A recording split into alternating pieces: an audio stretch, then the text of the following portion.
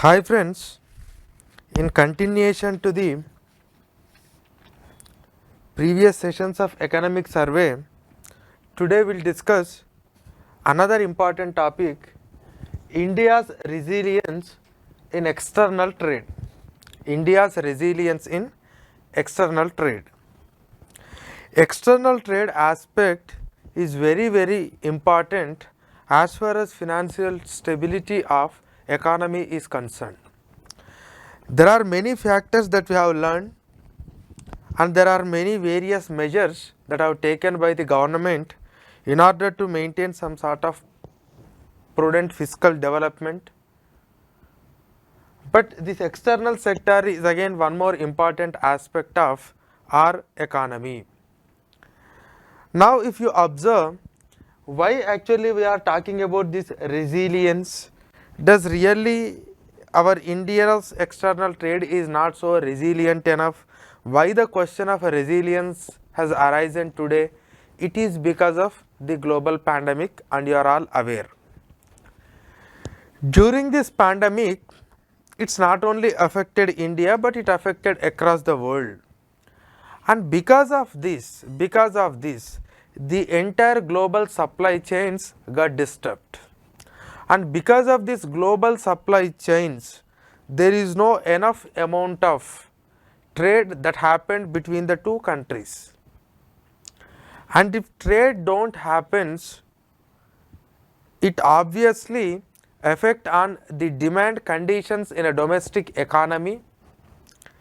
At the same time, the flow of foreign currency certainly will have an impact on the interest payment that the country on the loans that the country has already taken, and it affects the domestic investment condition, and at the same time the inflation in the domestic economy. See, when this trade is not happening, so you cannot export it, but sometimes you need to import some of the essential items. So how you are going to meet? So these are all the problems that are associated with this external trade. And India has faced a severe crisis in the year 1991, that is this external trade crisis only. At that point of time, we are unable to export more, we do not have enough Forex, and we are unable to meet our own imports. So that is the reason why this external trade is always important. That too in a globalized era, it is very important. If you make sure that your domestic economic parameters are okay, so then your economy will go in a fine manner. That is not the case. Along with the domestic parameters and your economic parameters with respect to the external trade should also be strong enough, then only we can say like our economy is said to be in resilience. So in spite of this pandemic, though there was some sort of disturbance for 2 to 3 quarters, but later we have again bounced back, and now we have maintained a resilience in external trade. Now under the theme of this external trade, how we have improved our exports both on trade and invisible front, what are the different policies that the government has taken, and as far as the imports, how our performance has increased, and both on capital account and as well as the current account, how our performance is, what about our investments, what about our remittances, and finally what is the position of our current account and as well as balance of payment, and what is the position of our Forex reserves, and also the debt to Forex reserve condition of this country. These things we are going to study in this particular theme called India's resilience in external trade. The topic itself shows, the name itself shows that India has maintained some resilience. Now we need to understand what are the factors that are led to this resilience and what are the new methodologies or the new processes that the government has followed in order to bring this resilience. We will study in this. Okay. This graph shows the projection of world trade volume growth. World trade volume, the projections both by the IMF and as well as the World Trade Organization. If you see, this is the 2020, the lockdown period, and if you observe what happened to the world trade volume,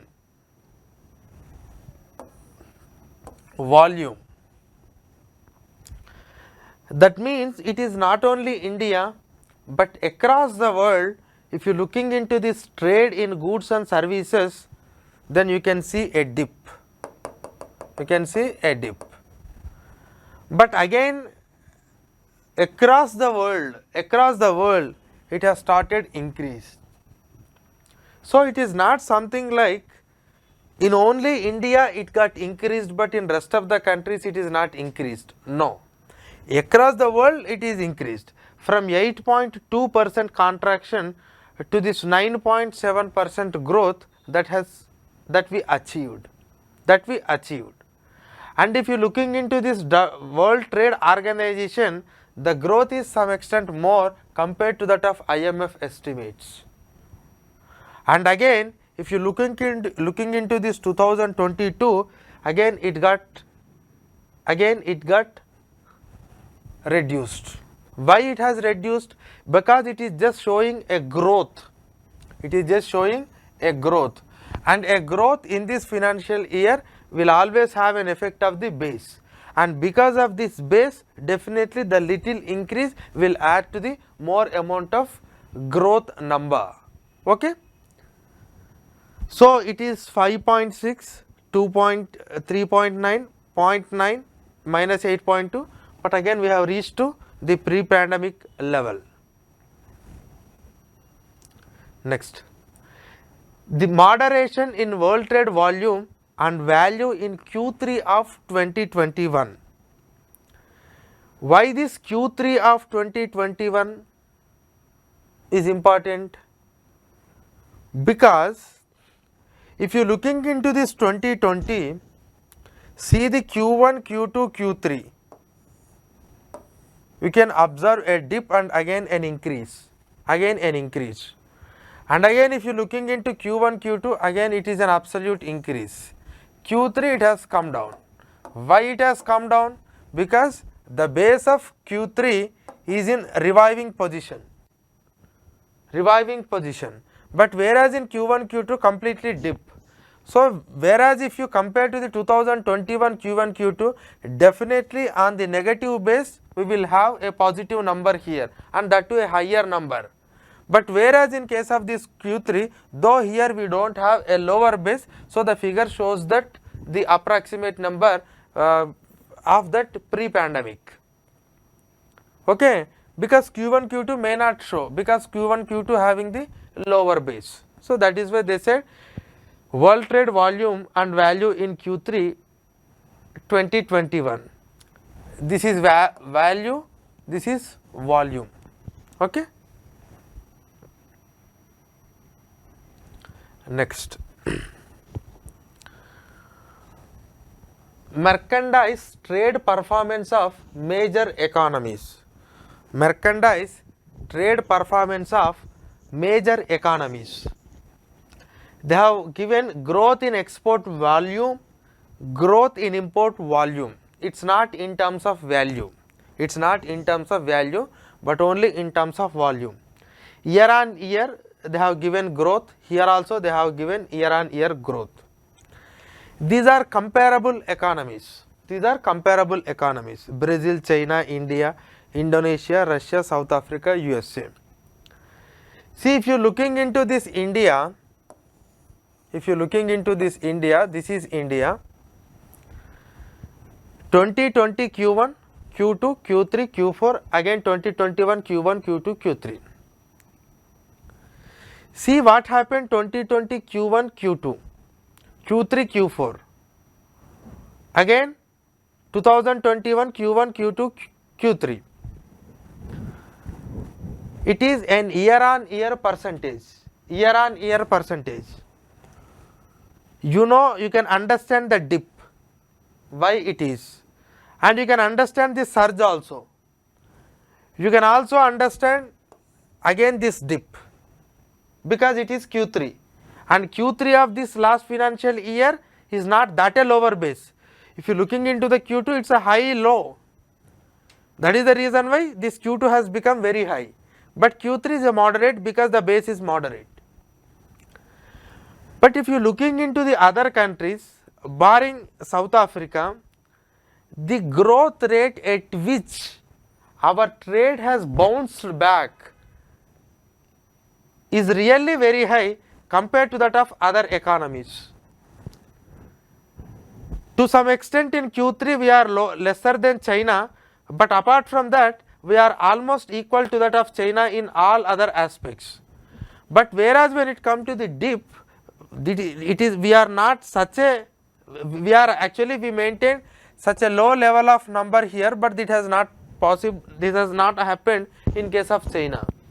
That means there is no much reduction in the exports of the goods and exports of the goods in China, but in India it happened. So they are able to have some resilience. But if you are looking into the South Africa, though we are almost maintained a same level of decline in exports, but the growth that has shown by the South Africa is very high compared to that of India. But the point I want to stress is we are nowhere behind any other country, we are equivalent to the other countries as far as reviving our exports are concerned in terms of growth.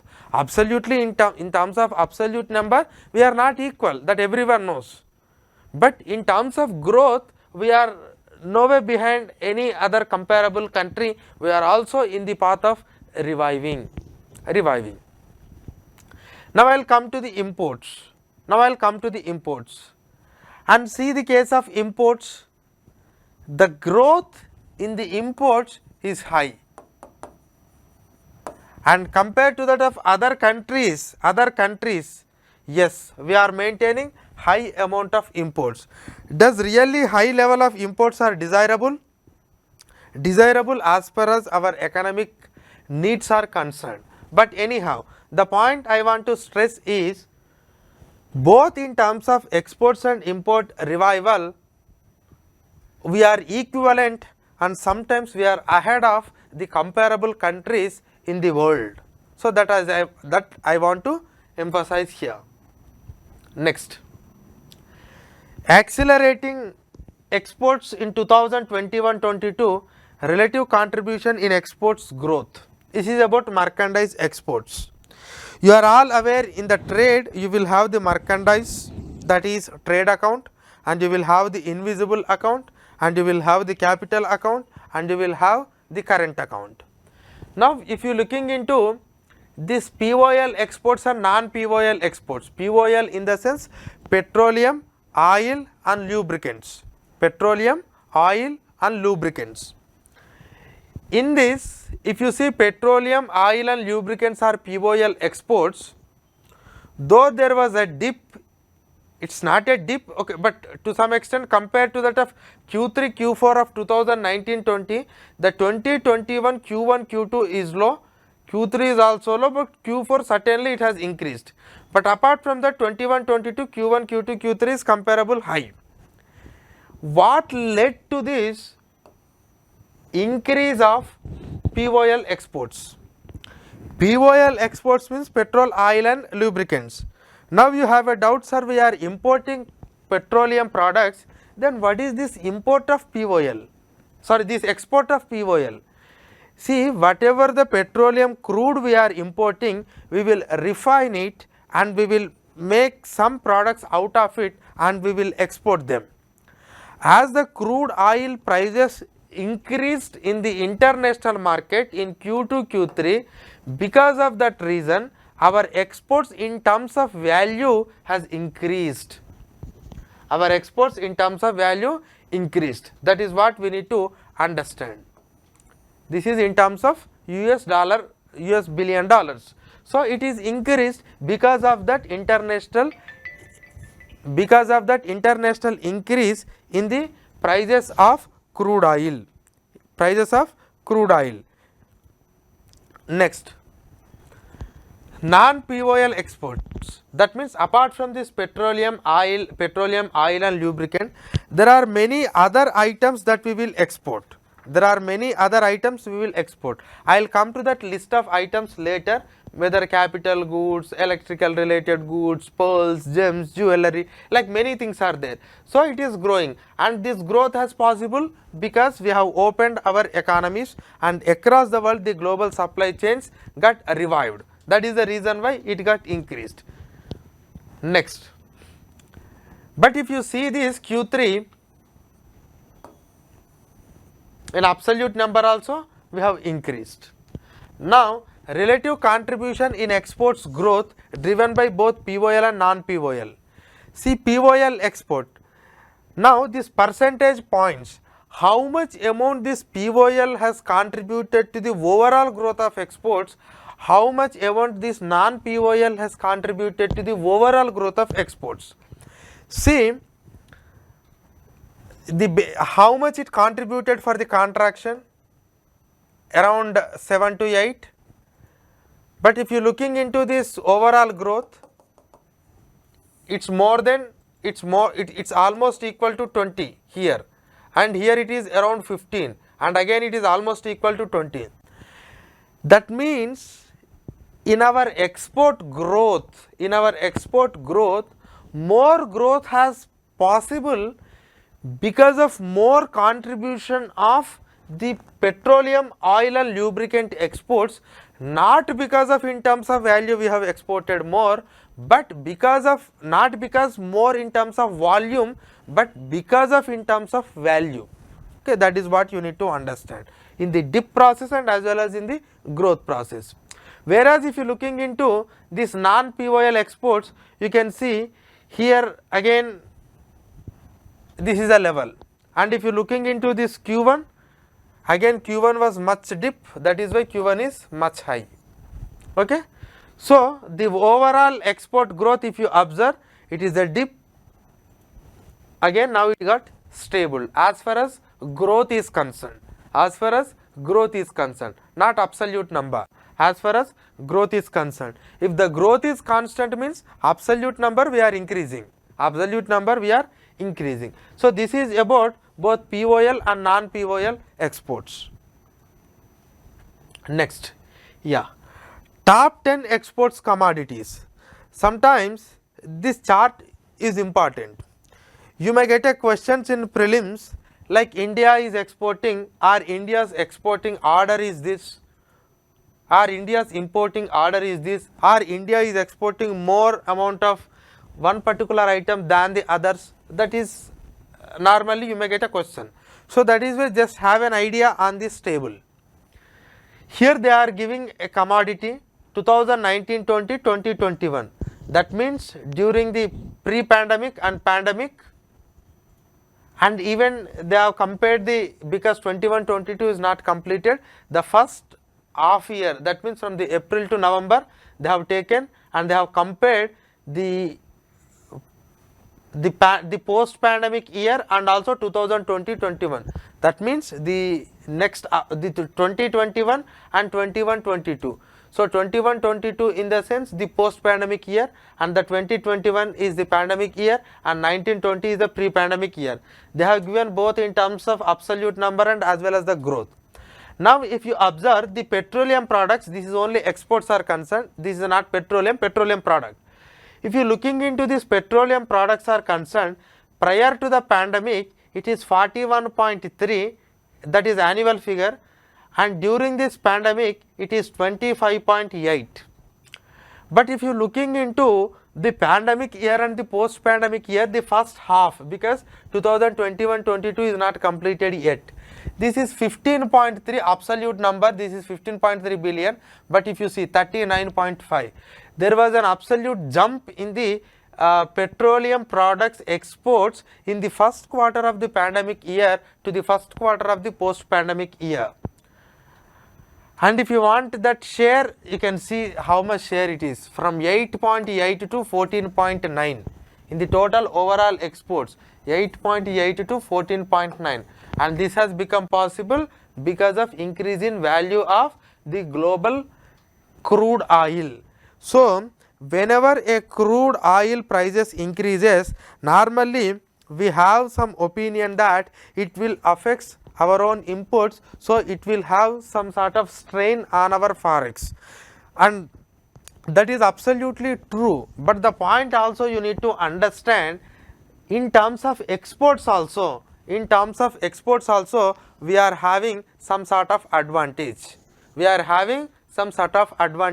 Because if you see 2019-20, in absolute number it is around 41 billion. Now we don't know this year to where actually we will go, because in the first half itself it is 40, maybe in the next half, if the oil prices continues in the same way, we may get another 40.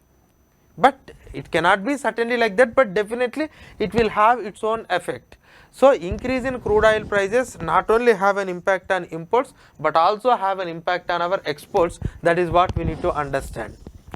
When it comes to the precious and semi-precious stones metal also, if you see a sudden export, that means from 9.8 in the first half of pandemic to the first half of the post pandemic, again doubling, 9.8 to 18.1, and this doubling has become possible.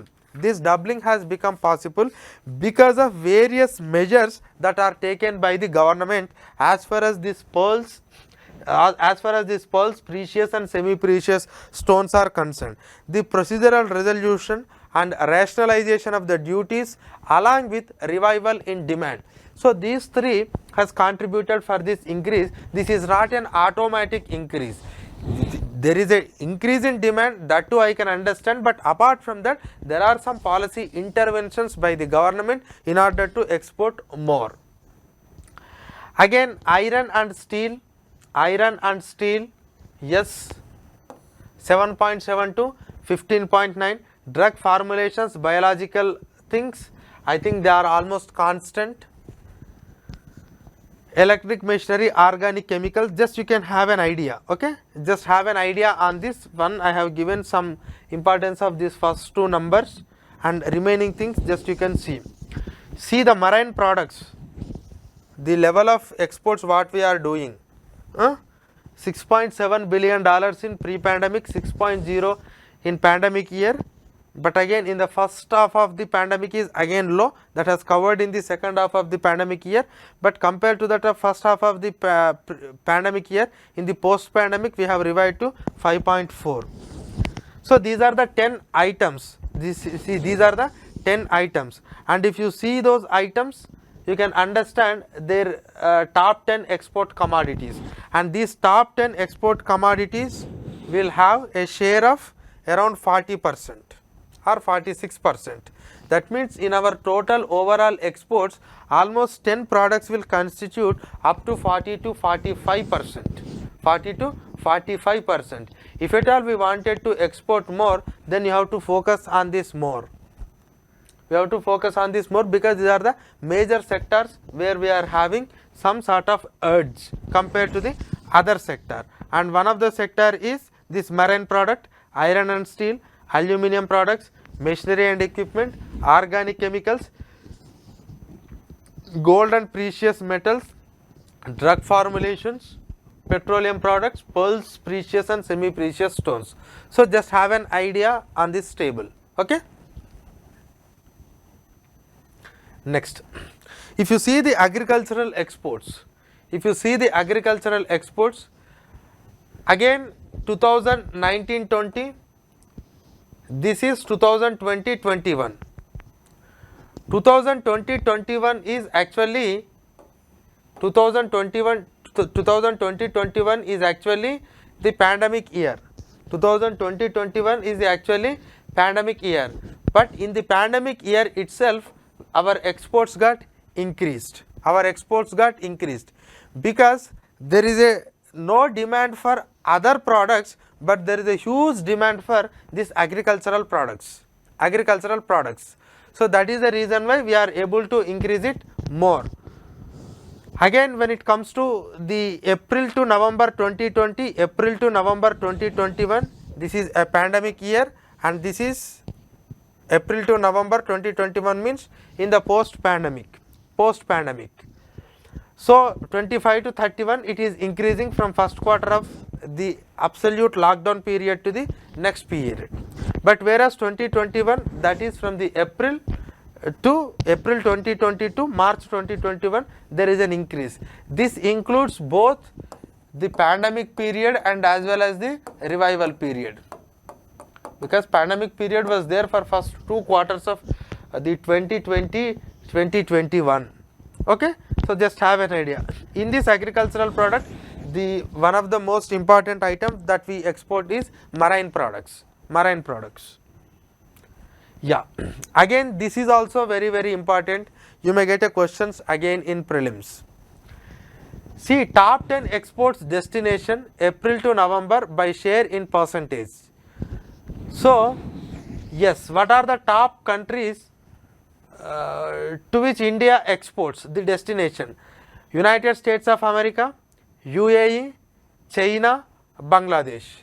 Just remember these top 3. Anyway, you may not get up to this much, but these are the top 3 countries to which India do more exports in terms of absolute number. So USA is top, and UAE and China. Next, once the exports are completed, now I will come to the imports scenario. See, the India's merchandise imports, the same merchandise imports. Rising imports in 2021-22, non-POL and non-gold and silver imports, gold and silver imports and POL imports. If you looking into the POL, petroleum, oil and lubricant related item imports, you can understand it's almost more than 40, that in the sense around $50 billion. And it's not only in terms of one quarter. You just try to calculate some 50 plus 40 plus 50 plus 40 plus 50 plus 60. So that is the total. But if you observe from Q1, Q2, Q3, there is an increase, there is a sharp increase in Q1, Q2, Q3. And this is to some extent higher than 2019-20. Again, you know the reason. The reason is absolute, not in terms of increase in volume, but it is increase in terms of value. Now, again, gold and silver imports increased, and even the price of gold and silver also increased. The reason for increase in the gold and silver is whenever the economy is in crisis, people don't want to invest in currency, so they will go for alternative investments, and one of the alternative investment is investing in some precious metal. That is the reason why this is increased. And whereas in case of non-POL and non-gold, non-silver imports, that means the other items, the import is increased compared to that of this the period of lockdowns. See, Q1, Q2, it is Q1, Q2 completely, but any from Q1 to Q2 it is increased, but this is low, but after that it is increased. In terms of absolute number. Again, if you see relative contribution in imports growth, again you can observe POL imports is contributed a lot. See, you may say like, sir, non-POL and non-gold silver imports are also contributed a lot, but this is not a single item. There are group of items, but as a single item the crude has contributed more. And you are all aware 85% of our India's crude oil imports are met through the imports. And as far as the exploration is concerned in India, what is the level of exploration, the area? It is only now it has come to 0.2 million square kilometers. That means 2 lakh square kilometers. That is the only exploration area. We wanted to take it to 0.5 million. That means 5 lakh square kilometers by 2025. and also to the 10 lakh square kilometer by 2030. That is what our ambition, and at the same time we wanted to go for renewable items. At the same time we wanted to explore in our own country so that we can reduce this dependence, anyhow. Okay, just observe. Next, again top 10 import commodities, they are important again. So petroleum and crude, if you see 2019-20 102.7, 2020-21 it is 59.5. The petrol and crude, because of this lockdown and all, we are unable to consume it more, that is the reason why. But just a minute, I will show. See, this is 41, this is 25, and if you see 102 and 59, that means whatever the money we are spending for importing crude oil, in that at least half of the money we are getting through our petroleum related exports, So again you have to be very clear that the increase or decrease in value of the crude oil prices will certainly have an impact on both exports and as well as imports. Very careful, don't think like petroleum can be only an imported item. Next, again if you looking into the gold, see the import, how it happened, and petroleum products, some of the petroleum products also we import, not that we will export petroleum product, but some of the petroleum products also we will import. Pearl, precious, semi precious stone metals, some we will import. Coal, coke, electronic component, vegetable oils. See these vegetable oils, around $9.7 billion, and if you see during this 2020-21 $11.1 billion, and if you looking into the first half of the pandemic to the first half of the post pandemic, it is increased a lot. The reason is what? We have imported more and more volume of this vegetable oil. No, the value has increased, the prices of the vegetable oil increased, that is the reason why this increase happened. Okay, and computer hardware, peripherals, plastic raw materials. Okay, so this is contributing, again the top 10 items contributing to almost 50 to 60% of our imports, 50 to 60% of our imports. So if you want to reduce your import, where you have to work a lot, you have to work on this petroleum and crude items. First point, that petroleum and crude, you have to either switch to the renewable or you have to explore your own resources. Second one, try to stop importing this gold and other precious metals. Third one is, anyway these electronic components we have to work a lot, this coal, coke and this briquettes. Okay, the coal, actually what we are doing, I think this was a question asked in India, in prelims they have asked. In India we are also importing coal, this is what exactly the statement, I think we are importing the coal from the foreign countries. But normally what you believe is, as we are having huge amount of coal reserves, why we will import, we will export. So the point here is, though we are having the coal reserves, we will export, but we will import certain type of coal, So the coal aspect also, anyhow this is not a big deal, this coal aspect, though it is a huge number, but somewhere the quality is a matter. But in electronic components we can do better, in vegetable oils we can do better, this palm oil mission and all, and computer hardware and peripherals, plastic raw materials. So these are some of the things where you need an improvement in order to reduce your import bill, just have an idea on this table. So what are the major items that we will import.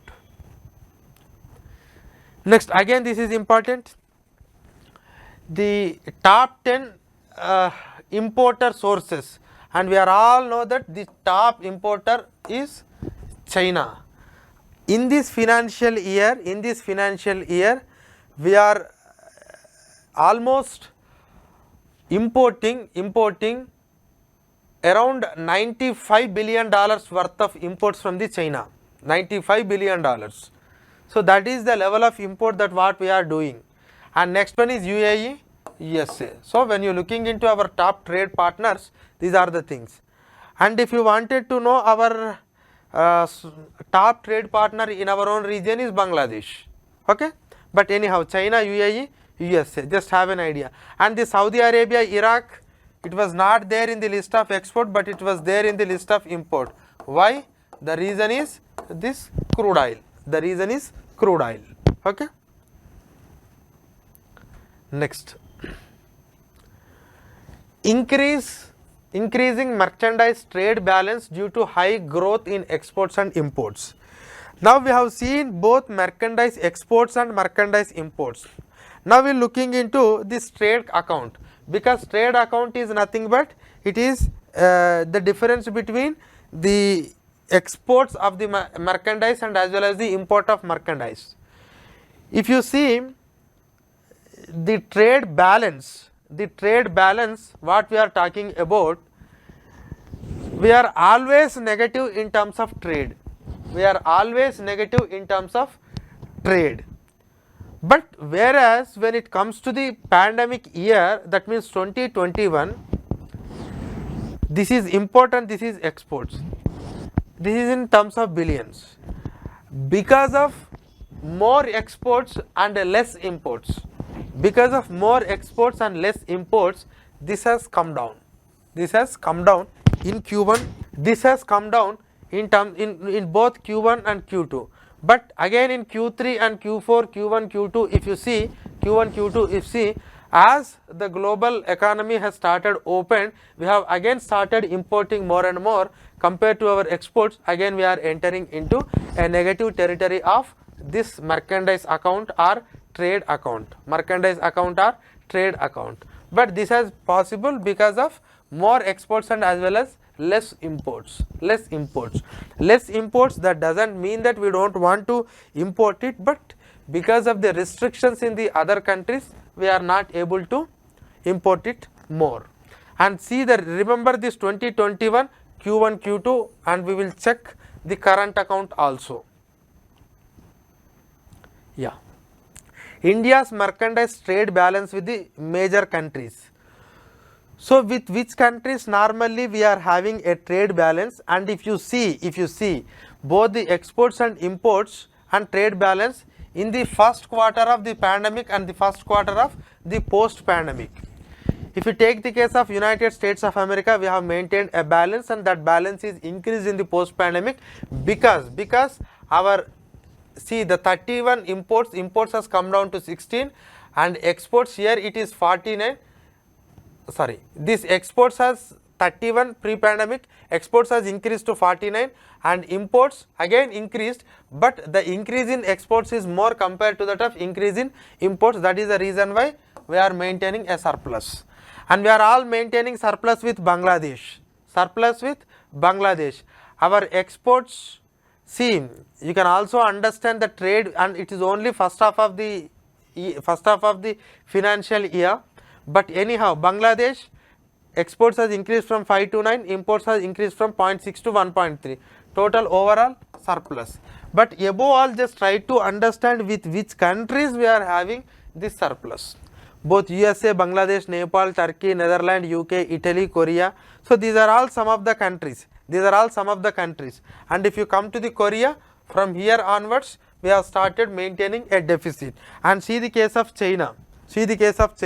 We are at a deficit of $43 billion in the first quarter, and the total, I think this year maybe the total overall deficit, it will go up to maybe $70 billion, But anyhow, Saudi Arabia and Iraq, you are all aware, we will maintain a deficit. You know the reason again, because if you looking into exports increased from 3.6 to 5.8, but whereas imports increased from 9 to 19, 7 to 18, Okay. So, this is because of crude oil. Just have an idea about the surplus and as well as the deficit India is maintaining with respect to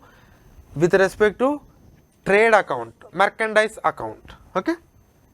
Next, rising services exports and imports. Now this trade account is over.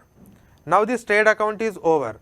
We are looking into the invisible account, and in this invisible account services is important, and you are all aware in services we are maintaining surplus.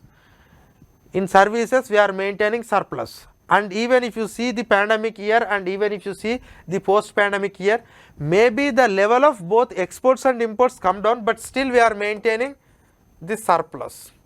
This surplus, always we are maintaining surplus. You can see it is absolute number in terms of billions, and if you want just see in 2021 what is our 50 plus 50 100 109 159 199 and $206 billion. That is what our service exports. And if you see in the 21-22 we haven't completed the year yet, but 60 120 120 plus 50 $177 billion, and whereas our imports are something like 103. Okay. So that is how you need to understand what is the overall service exports and imports, what is the share of service exports in overall exports and all. That is how you have to draw the conclusions from this, but we are maintaining surplus in this.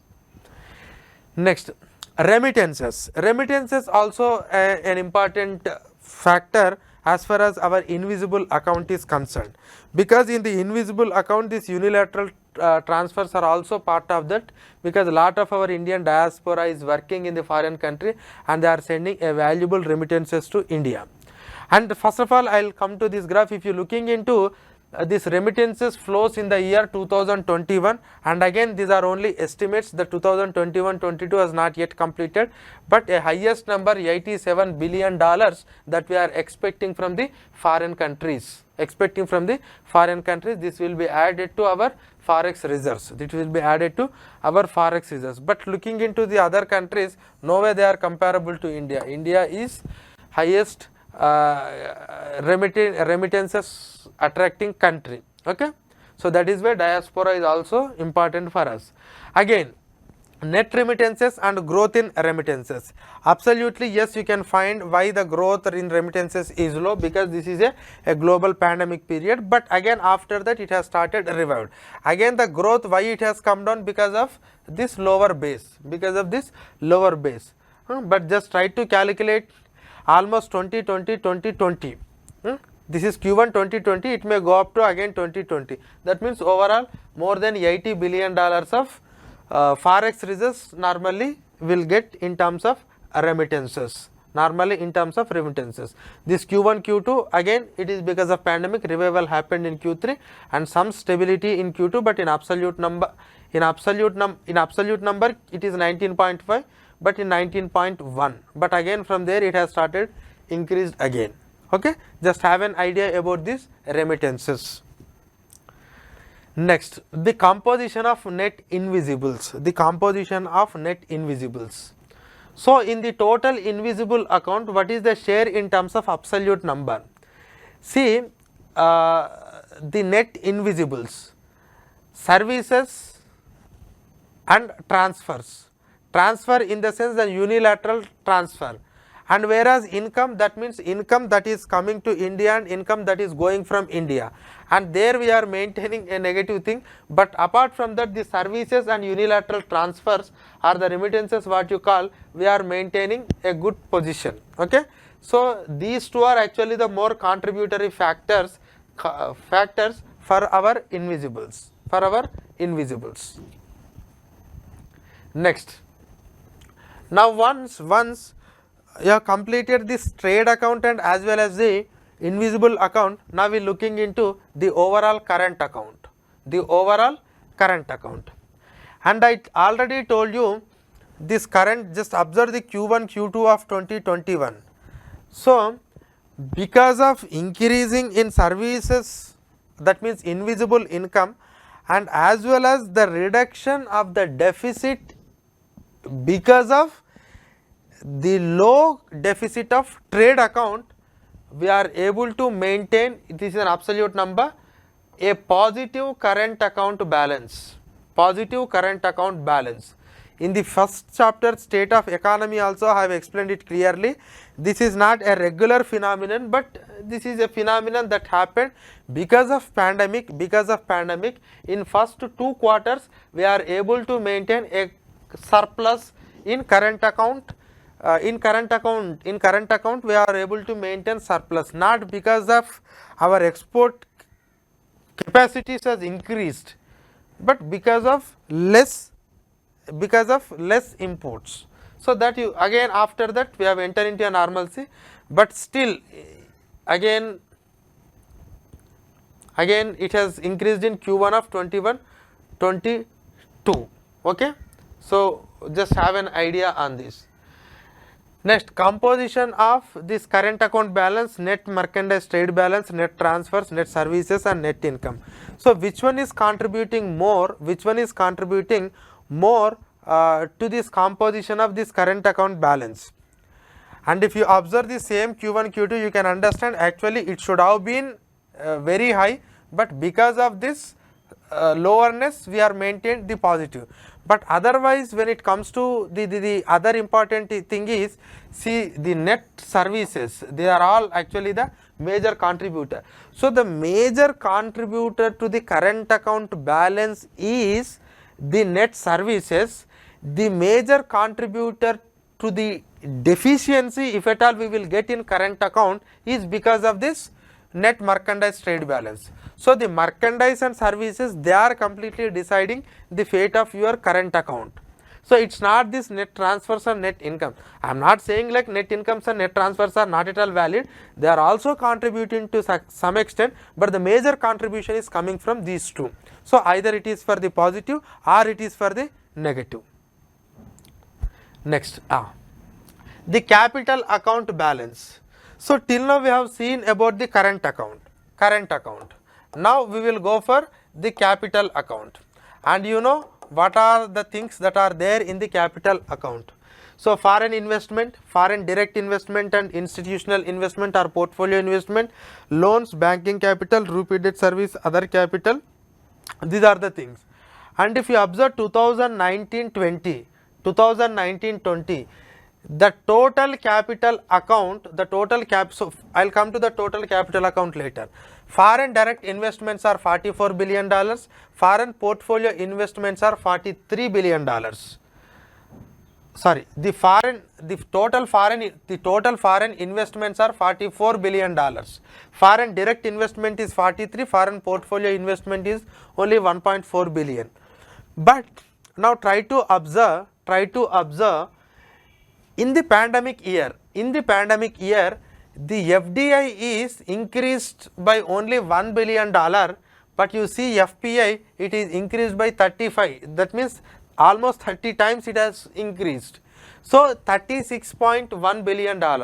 That means more amount of portfolio investments came into India during this pandemic year 2020-2021.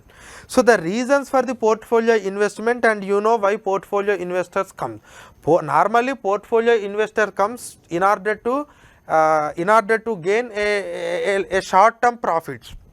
And we are all aware, like because of the pandemic effect, all the world countries have started stimulating their economies by injecting more amount of money and also by following an accommodative stance or a low interest rate policy of their respective economies. And because of their lower rate, and comparatively India is having some sort of higher interest rate compared to that. Maybe because of that they have entered into Indian economy. Not that India is so strong. If really India is so strong, they could have come again to this FDI. But I'll come to the implications of this 36.1 later. But you have to observe there is a more increase in FPI rather than FDI, and definitely when this increases, it will have our own effect on the rupee value. But the important problem is, Now if the entire economy come to a standstill, the global economy, this 36.1 again may go back, and even part of that may go back, and again if they certainly taken away from the Indian economy, again it is going to have its own impact. Okay, just try to be careful as far as this thing is concerned. Okay. So 2020, 21, 2020, okay, this pre-pandemic and the post-pandemic, but just try to observe this 36.1. Now loans whatever we have taken, yes, it has reduced. 2019-20 25.7, 2020-21 in the pandemic year it was 6.9, and debt services and other capital also less, but the capital account balance, if you see, always we are maintaining a positive. In capital account always we are maintaining a positive, and it is percentage of GDP. In absolute number also you can see, but whereas in case of current account, normally we maintain deficit, but because of this pandemic and because of some specific conditions, we have maintained positive in some quarters. Now just look capital account balance and its ratio to the GDP.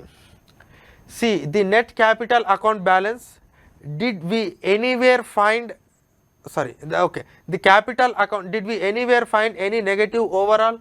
No, but in terms of positive itself there is a highs and lows, but we are always maintain a positive because it's a net capital account balance. So this is always positive, but whereas when it comes to the growth, some ups and downs. But if you looking into the composition,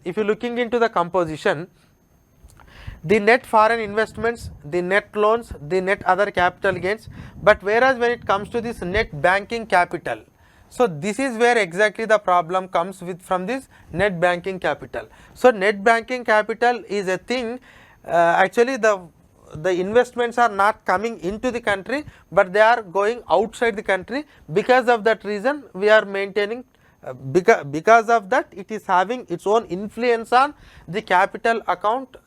Because of that it has reduced to some extent, but overall these net foreign investments are contributing a lot. Okay.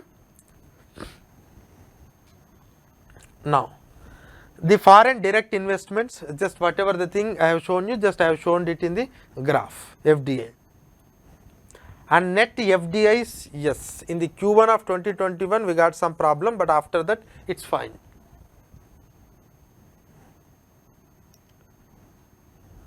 Next, foreign portfolio investments remained volatile. So just now I mentioned with respect to the volatility, you can see the volatility in the Q3, you can see the volatility, and again you see in the Q1 how less they are. So that means they are not constant, they are volatile. But if you looking into the FDI, so though there was a reduction in this Q4, but again after that it's not such a volatility, we are completely maintaining in a positive territory. Yeah. Overall balance of payment and Forex reserves. Now you understood the merchandise account, invisible account, the current account, and as well as the capital account. Now if you combine this current account and capital account, you will get the balance of payment. Now in this balance of payment, just try to observe, this is balance of payment BOP to GDP ratio, and how the capital account and current account is helping for that.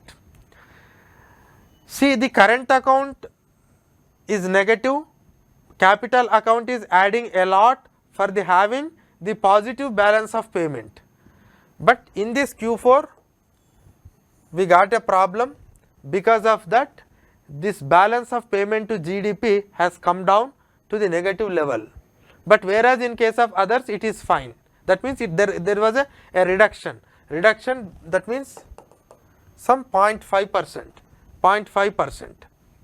but whereas it can reach up to, in 2020 itself, up to 5%, that means it is in between 0.5 to 5% balance of payment. Why this balance of payment is important means, because of the foreign investments that we are attracting, we are able to import all our necessary things in a comfortable way. So we no need to worry much, because our current account is always balanced with the capital account. And if you looking into these things will be added up to the existing Forex reserves, Now if you looking into our Forex reserves from 2019 Q1 from $430 billion to the 2021-22 $634 billion.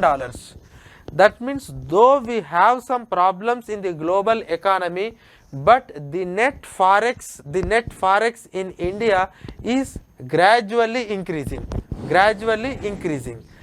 Now if you see import cover, number of months, at one point of time in 2021 in Q3 we are having such a level of forex reserves through which we can meet the import of almost 20 months requirement, next 20 months requirement. But today we are about around 13 months, 13.2 that I have given in the first chapter. So that means our imports are sufficient. Our forex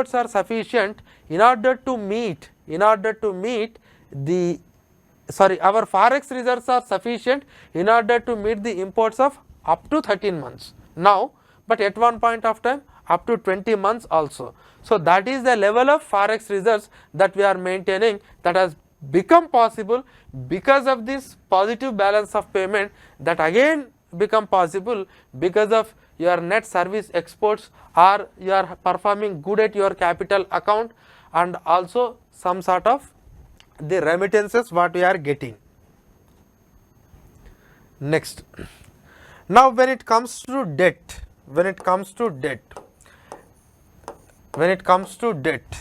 so the debt is something around the external debt. It's not total debt, it's external debt. So external debt something around $590 billion, but whereas our forex reserves are $630 billion. That means we are able to cover all our external debt with our existing forex reserves. But anyway, we don't repay that entire debt in 1 month, but for the statistical purpose we are calculating that we are going to have a sufficient amount of forex reserves in order to meet either the imports of up to 13 months and or we can't do it both simultaneously, but or we can use it for the purpose of repaying all our external debt. But if you looking into this external debt from the multilateral sources, from the bilateral sources, from the International Monetary Fund, from the trade credit, commercial borrowing, NRI deposits, rupee debt.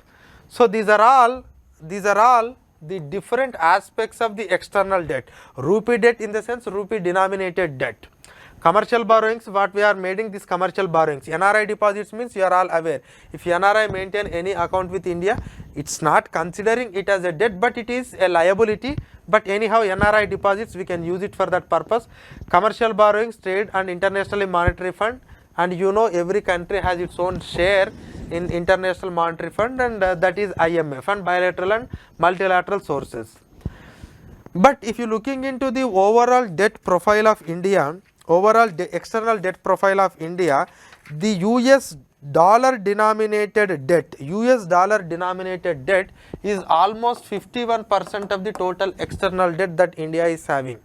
The US dollar denominated debt is 51%, and after that the next one is rupee denominated debt. And you know the advantage of rupee denominated debt. Rupee denominated debt is insulated from the change in value of the exchange value of rupee. Now I am looking into the other aspect, this 8th and 9th, the total long term debt. See the total long term debt and the short term debt.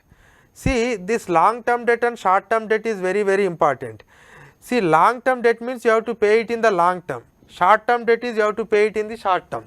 See, from the December 2019, $106.8 billion to $100 billion it got, whereas long term debt 457 to it got 492. It is very good for India because our long term debt is increasing, short term debt is decreasing. That means the liability that you have to meet in the shorter time is coming down, but the liability that is coming in the longer run will is increasing. And by this time of repaying this amount of money, maybe we are so comfortable at that point of time, but there is no intense or there is no sudden pressure on our forex resources that our short term debt is increasing. There is no such pressure. So that is what you need to understand. Okay. So this is something about the external debt outstanding. Okay, that is you need to understand. Next, external vulnerability indicators for India. External vulnerability indicators for India. This I have already shown in the first chapter, but again I want to make it as a part of this external trade. So during the global financial crisis, during the taper tantrum, and also during this revision period of pandemic. So how we are able to maintaining a comfortable level as far as these forex reserves are concerned. So external debt $224 billion, 446, now 593. This is our external debt. So our forex reserves are so comfortable. So where, and even one point just I want to mention, the forex to external debt has crossed 100% after 11 years. After 11 years. That means if you looking into this external debt to the forex reserves, this external debt to the forex reserves, it crossed 100%. That means it is more than that, and that has become possible after 11 years since 2010. That means that condition we have met in the 2010, but now only we are meeting. Whereas external debt to GDP ratio, external debt to GDP ratio, that means how much amount of external debt we are having as far as GDP is concerned. What is our total debt? Total public debt in this country is 90%. 90% with respect to the GDP, but as far as the external debt, it is 20% earlier, taper tantrum 23, now it is 20. That means whatever the debt we are taking, it's not completely an external debt. Most of the debt, 70% of the debt is internal and 20% of the debt is external. Okay, short term debt to total debt, short term debt to total debt. Compared to that 3849, but now it is increased. Over a period of time it is decreased. Compared to 2019 it is decreased, but whereas if you compare yourself with the other crisis, it has increased. Okay. Reserves to total debt, reserves to total debt. See, you can see it is in the year 2009, reserves to total debt is 112, but taper tantrum 16, but now we are 107%. This is what I am explaining. Okay, and the reserves to short term debt, reserves to short term debt, it is increased. That means compared to that of other okay, but here it is very high, in taper tantrum it is less. Okay, so just try to understand, this is helpful.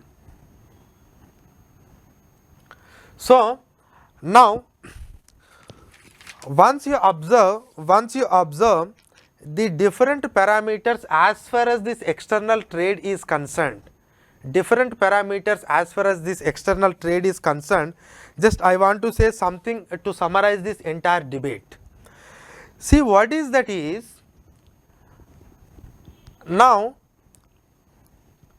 our exports increased, our imports also increased, our current account to some extent we are maintaining negative, but capital account we are comfortably maintaining a positive. Our invisible account is positive, so that capital account is positive. Capital account is positive only to some extent wherever we have the benefit of this trade account, but otherwise we are maintaining negative, but negativity not too high, but only to some extent, but that is compensated with the capital account. And as far as BOP is concerned, we are maintaining a positive, and ultimately we led to a positive $633.6 billion of forex reserves. Now, as I already told, across the world, they are following a quantitative easing techniques, but now the inflation across the world, has started increasing. So, as regards the global financial condition in the year 2021, inflation picked up globally as economic activity revived with opening up of economics. And one of the reason for this increasing inflation is whatever the policies that we have adopted, the quantitative easing policies. And if you looking into the inflation in the United States of America, it is touched to the highest level of 6.8%, highest level of 6.8% since 1982, that is the level. But whereas if you looking into the India, okay, barring some few months where it has crossed our level of 6%, but on overall wise we are maintaining comfortable level, that means 5.6% in the last month. But the point is, still there are no exact calculation what could be the entire the inflation for the entire year. But anyhow, as the inflation is increasing not only India but across the world, now definitely this is a cause of worry for everyone. Once the pandemic got over, that means it is at the verge of end.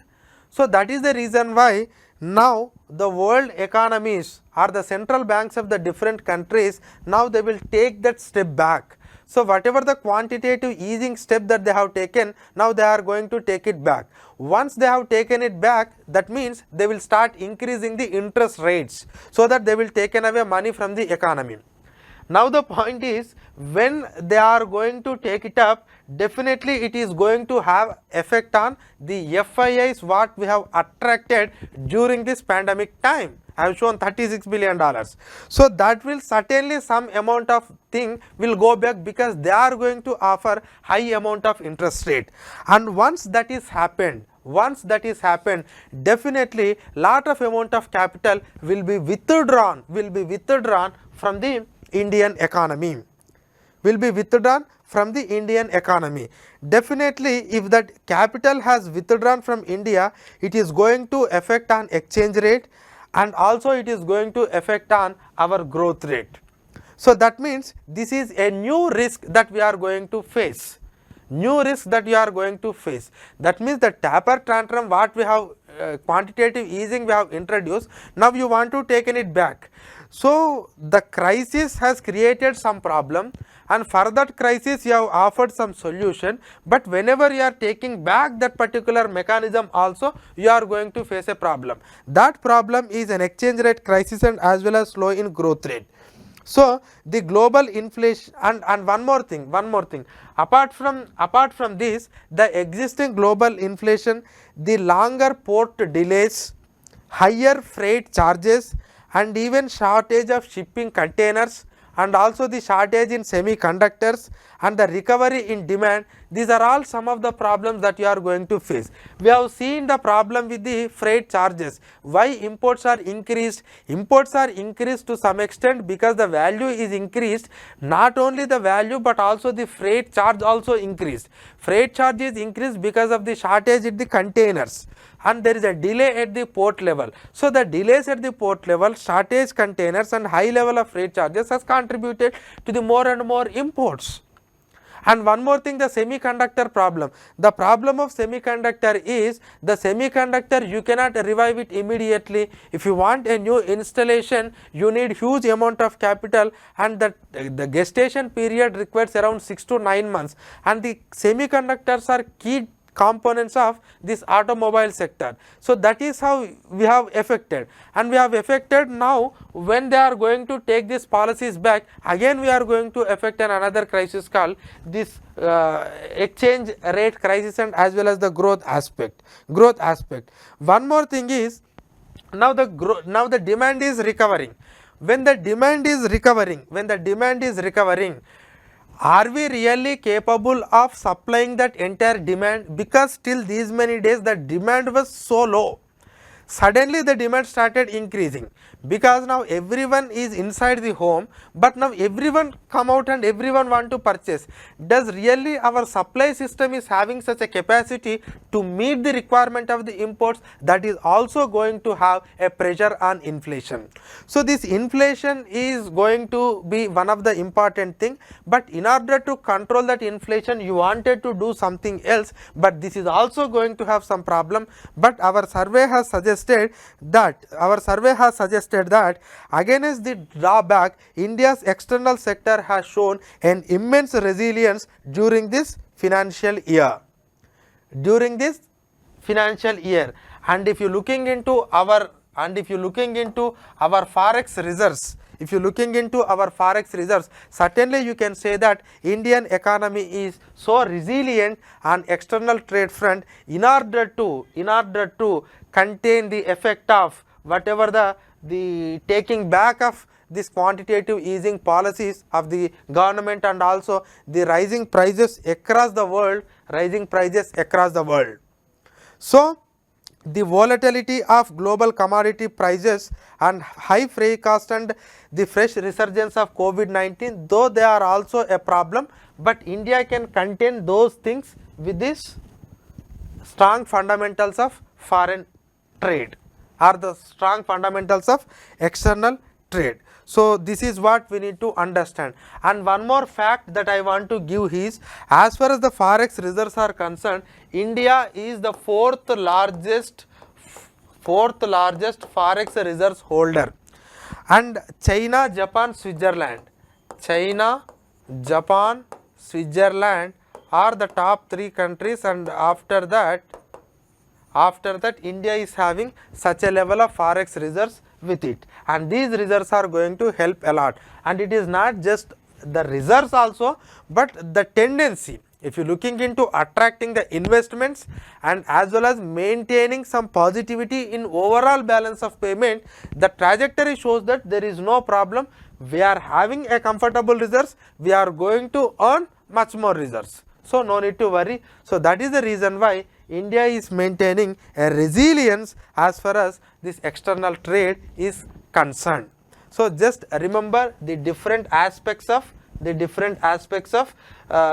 chapter, and all these figures and the numbers, the comparison, everything is important for us. Okay, thank you. Amrita IAS Academy.